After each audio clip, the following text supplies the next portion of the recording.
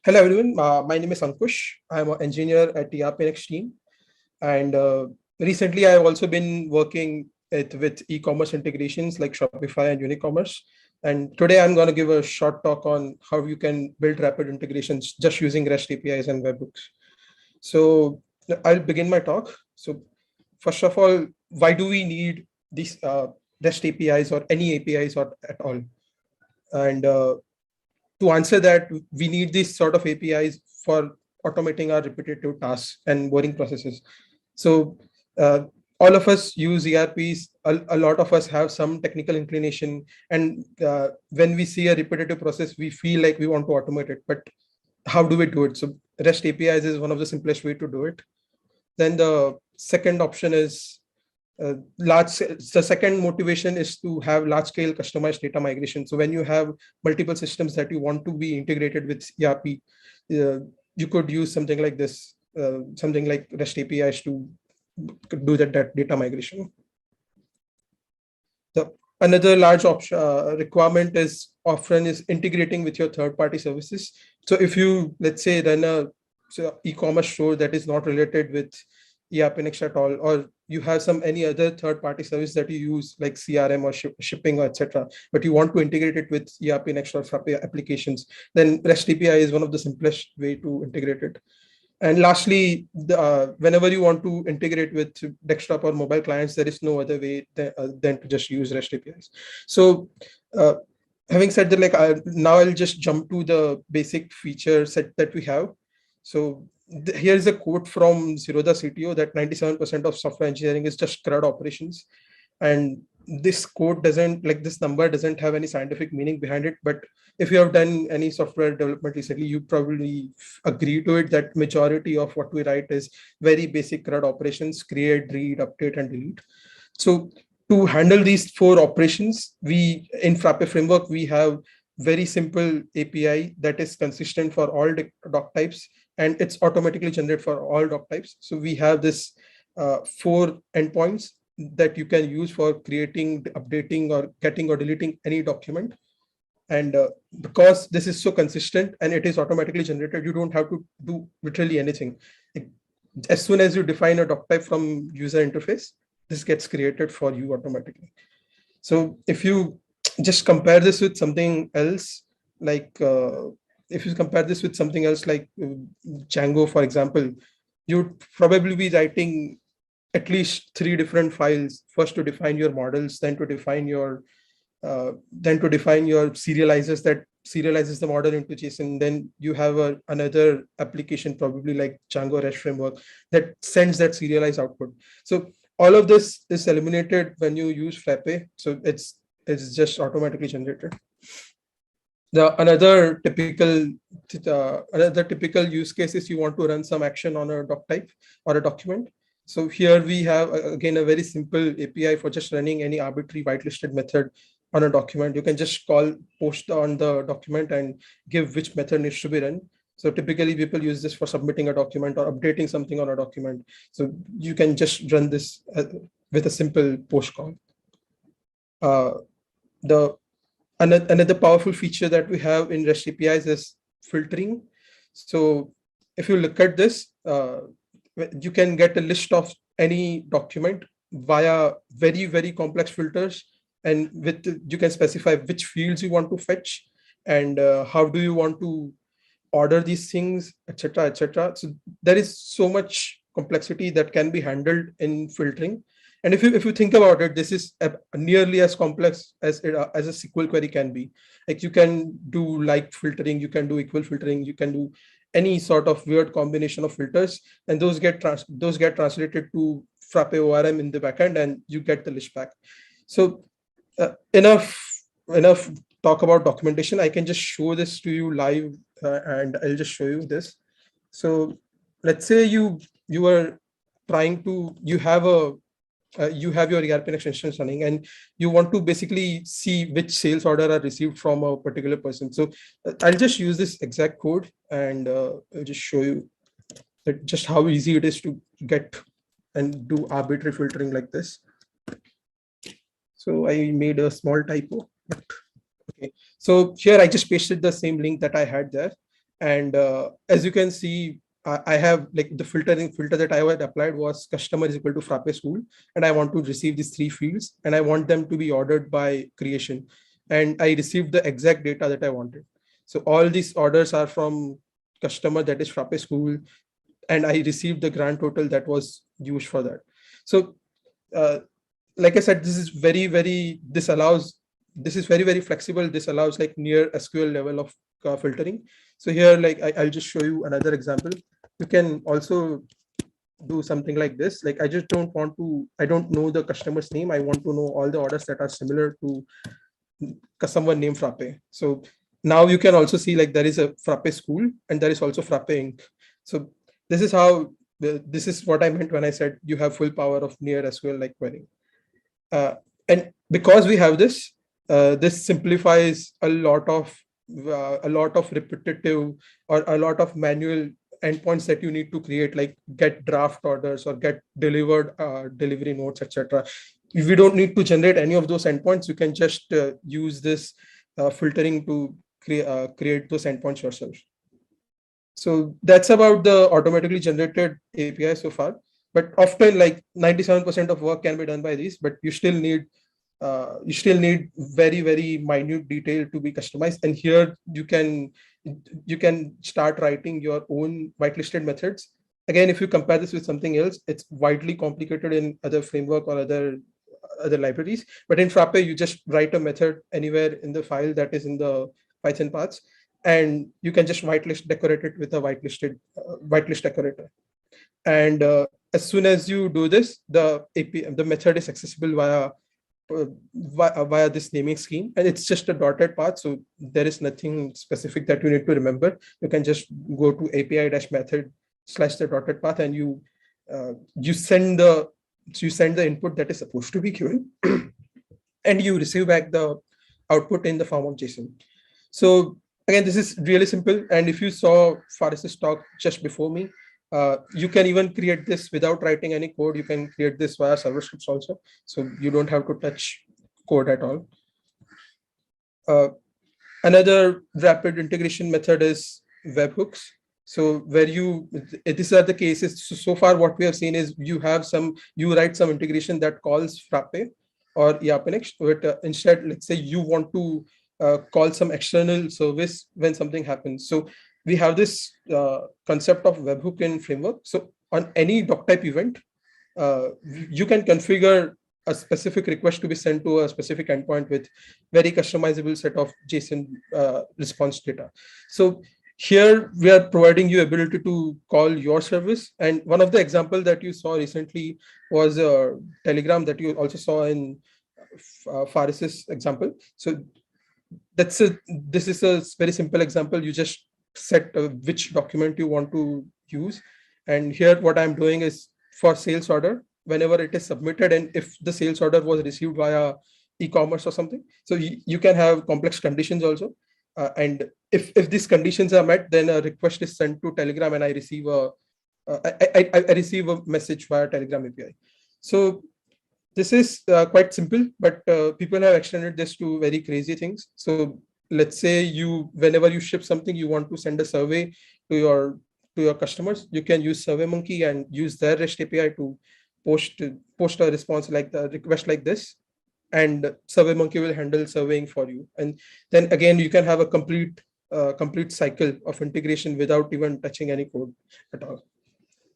So this was all talk about the features that we have. I'll just show you one short demo that I wrote for this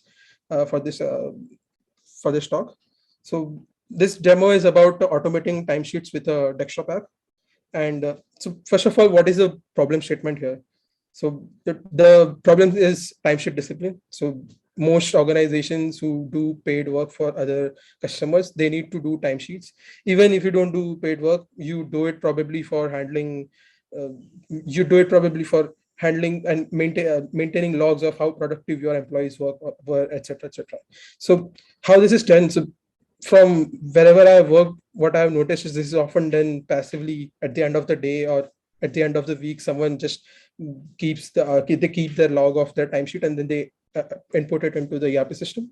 So this, in best case, they have maintained a log, And in worst case, they are reciting from memory. So, it's not going to be accurate. And we want this to be accurate. So what is the solution here? So typically the proposed solutions are, you do something like robotic process automation, where you do UI automation, where some automated bot goes to ERPNext and clicks on things and submits the timesheet for you. Again, that's feasible. People do it quite often, but we don't need this because we have very free API that you can use and very simple API that you can just use. So what we can do to improve this accuracy is we can reduce the friction for logging these activities for users. So the biggest friction is users can't have ERPNext open all the time. So just give them some simple desktop app or simple desktop script that they can use to start logging and stop logging time. So what I personally used is Watson. It's a CLI app for tracking your timesheets. And what it basically does is you tell it to start logging and you tell which project you are working on, and whenever you stop working, you just tell I have stopped working. And based on these, it maintains detailed logs of what you have done, and then you can use these logs to automatically create your timesheets. And that integration part is what I will show now. So this is how the logs look like. So logs are basically start time, end time, which customer, and which activity that I have done. And these are the tool I use also support exporting them to JSON. So basically I export this data to JSON file and then use that JSON to create a timesheet object and submit to ERPNext. So I will not show the full code here. The code is open source. You can check out this link. It's on my account, Ankush, and you'll find it in recent project if you don't want to remember the whole name. The code is around roughly 100 lines of code. The meat of the whole code is just these 6-7 lines. So before this line set, first I convert the JSON object into the timesheets that we have in ERPNext. So that conversion is very boring. I won't bore you with those details. If you want to look at it, you can check out the code. But once those timesheet objects are created that represent ERPNext timesheet, what I do is basically iterate over all of them and check if they already exist. This is just a sanity check that I have not already uploaded this. And if I have not uploaded any of these, like I check that for particular date and a particular project, if there are no timesheets, I just insert that timesheet. So this is a very basic check, but what you can see here is you won't see any REST API call or at all. So what I have done is I have used Frappe client. It's a Python API. It's a Python library that we have. And this automates interacting with Frappe websites or Frappe or ERPNext websites using REST API. So you get very simple, very simple and abstract interface like get list and insert. These are similar to what you are probably used to if you have used Frappe ORM. And again, this is not really necessary. So Frappe client is hardly 150 lines of abstraction code. If you are using some other language, you can probably rewrite Frappe client in an afternoon. It's not a huge abstraction at all, but I used it just because it's simple to use. So just after this runs, so the way I have configured it is it takes yesterday's timesheets and uploads them today. So and it is run via cron job. So whenever this script runs, it creates timesheets for me. So here these timesheets are automatically created and they are in draft mode. I could have chose to submit it, but you always want to have some level of confirmation from automation. So these are automatically generated. I just go there and check and submit it. That's it.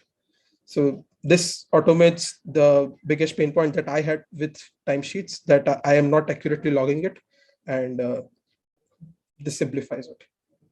So where else do we or should you use REST APIs? So one of the most typical use case is the traditional web app. And here what you have is the typical web app looks like this, where you have at the bottom layer, you have database that is source of truth. And on top of that, you implement lots of boring, repetitive things like CRUD interfaces, REST APIs, access control, etc., etc. And on the very top, you write business logic. That's the meat of the whole thing. And people mostly care about the business logic, not anything that's below it. So what you can do instead is you can use Frappe to build web apps. So not just Frappe's front end, you can also hook in your custom web apps like single page application using React or Vue, whatever. So Frappe takes care of all these boring parts for you, and then you can just start writing the core parts in the front end yourself. And this is not just abstract notion. So if you we have used these APIs very extensively. If you check out the Frappe mobile app, it interfaces with all the doc types that Frappe framework can create, and it only uses the REST APIs or the client side APIs that we have available in framework. We don't have anything special built just for Frappe mobile. Similarly, the another example that we have is the front end for Frappe Cloud. This is written by Faris, and it's entirely written in Vue.js, but it interacts with the Frappe backend using the REST API and RPC calls alone. So that was it for the examples. And lastly, just a small shout out to a colleague of mine, Hussein. He has created this command line tool basically to scaffold your single page applications very quickly. And this also has an abstraction layer of resource manager. I won't spend too much time on this, but if you are into developing Vue.js based app, definitely check this out. And this is still a work in progress. So if you have any questions, you should probably hit up Hussein or create an issue on the repo. So all this talk now, so we have all this talk aside, like we have a very good API even right now, but what are we doing right now to improve this? So one of the key pain points that we have heard of repetitively is we need a better documentation for individual doc type for REST APIs. And for this, we are working on some sort of automated documentation that we can provide. This is right now not a big problem. Like you could still just access them. If you have any Frappe or ERPNext instance, you can just go to DocType and look at the schema. But the having an online documentation is just better for writing integrations. So another improvement that's in the works is response structure. We currently provide exceptions and messages or error warning, etc. in response, but they can be improved, and there is a open issue for improving this response structure. If you have any comments, please definitely check this out and let us know your thoughts. This will improve our APIs a lot, and the exception and error handling will be much more elegant after this. It will be a minor breaking change, but it's probably worth it. Lastly, Doppio and Resource Manager. This is in works by Hussein. And finally, we want to update Frappe client and keep maintaining this for at least popular languages like Python and JavaScript. I'm taking this up, and that's it for now. And if you have any other suggestions for improving REST APIs or anything that we can do, you can tell us via GitHub on Frappe repository. And if you have any questions, let me know. Thank you, Ankush. Participants, if you all have any questions related to this talk, please add it in the chat box below, and Ankush will try to answer them.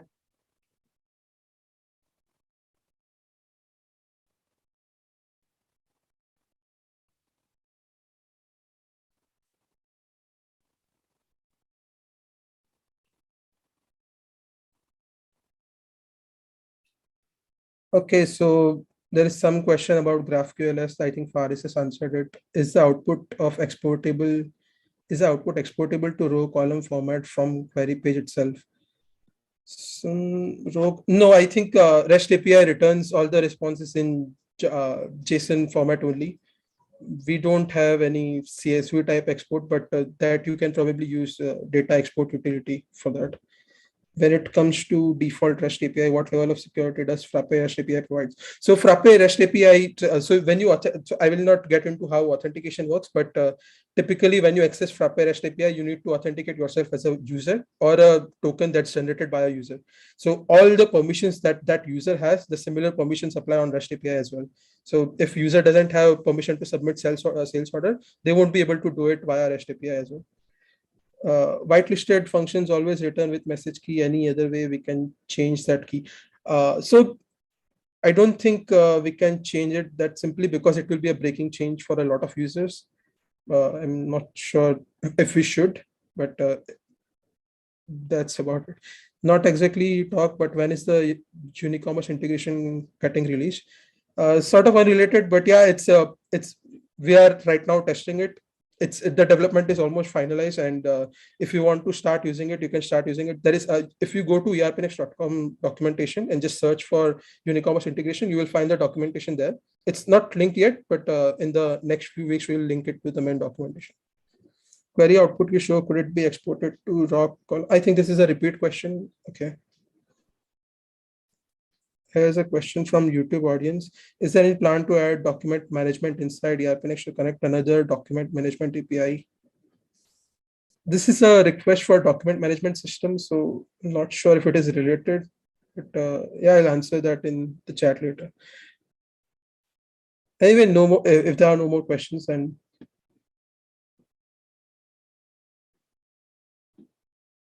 So thank if you, everyone. there aren't any questions, then we can move on. Thank you, Ankush.